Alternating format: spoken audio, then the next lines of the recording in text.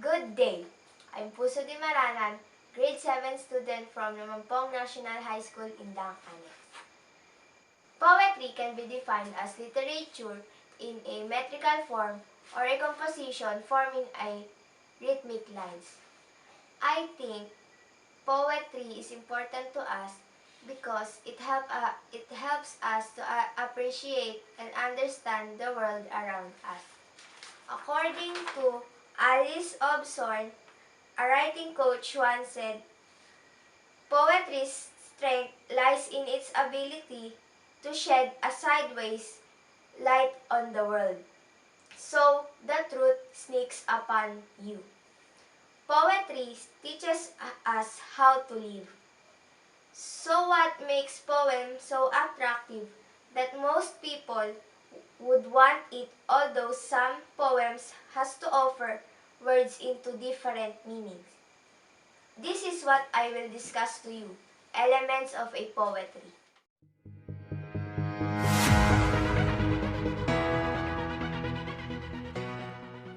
The first element is structure.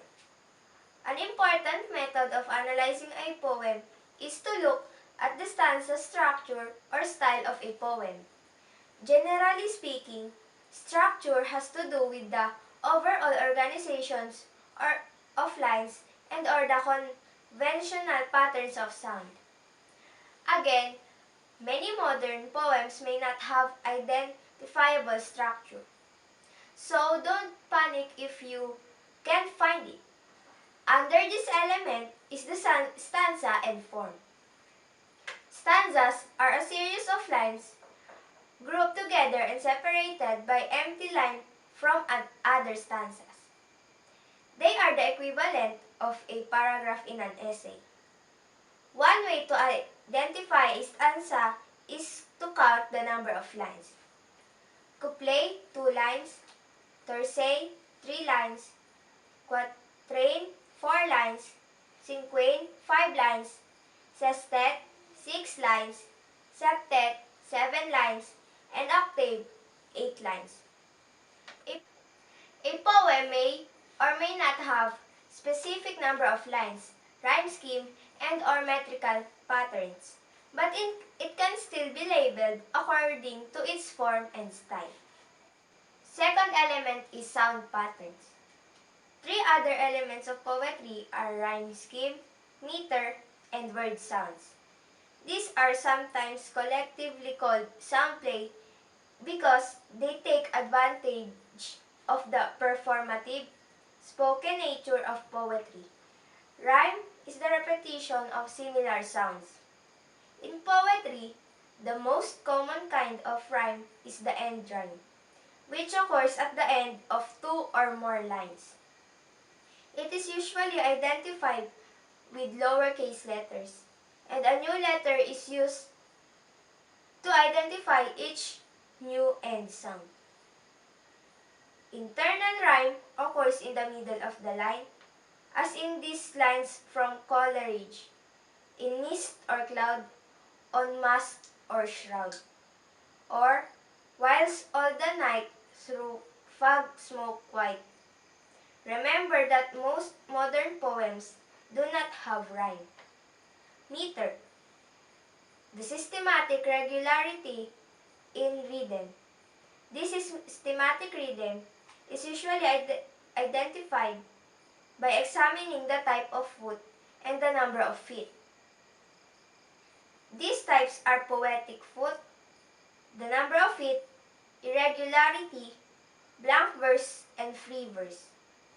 Another type of sound play is the emphasis on the individual sounds and words. Alliteration. Alliteration, the repetition of initial sounds on the same line or stanza. Assonance, the repetition of vowel sounds, anywhere in the middle or end of a line or a stanza. Consonants, the repetition of consonant sounds, anywhere in the middle or end of a line or a stanza.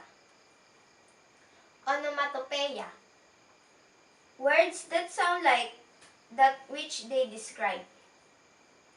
Repetition, The repetition of entire lines or phrases to emphasize key thematic ideas. Parallel structure. A form of repetition where the order of verbs and nouns is repeated. It may involve exact words, but it more importantly repeats sentence structure. Lastly is the meaning. I said earlier that poetry is not always about hidden or indirect meanings. Nevertheless, if often is a major part of a poetry, so here some of the important things to remember. Concreteness, particularity, denotation, connotation, and poetry as a language of indirection. In general, poetry deals with particular things in concrete language, since our emotions most readily respond to these things. From the poem's particular situation, the reader may then generalize. The generalities arise by implication from the particular. In other words, a poem is most often concrete and particular. The message, if there is any, is general and abstract. It's implied by the images. Images, in turn, suggest meanings beyond the mere identity of the specific object. Poetry plays with meaning when it identifies resemblances or make comparisons between things. Common examples of this is figurative comparison. Such terms as connotation, simile, metaphor, allegory, and symbol are aspects of this comparison. Such expressions are generally called figurative or metaphorical language. Word meanings are not only restricted to dictionary meanings. The full meaning of a word includes both the dictionary definition and the special meanings and association a word takes in a given phrase or expression. For example, a tiger is a carnivorous animal of the cat family. This is the literal or denotative meaning. But we have certain associations with the word.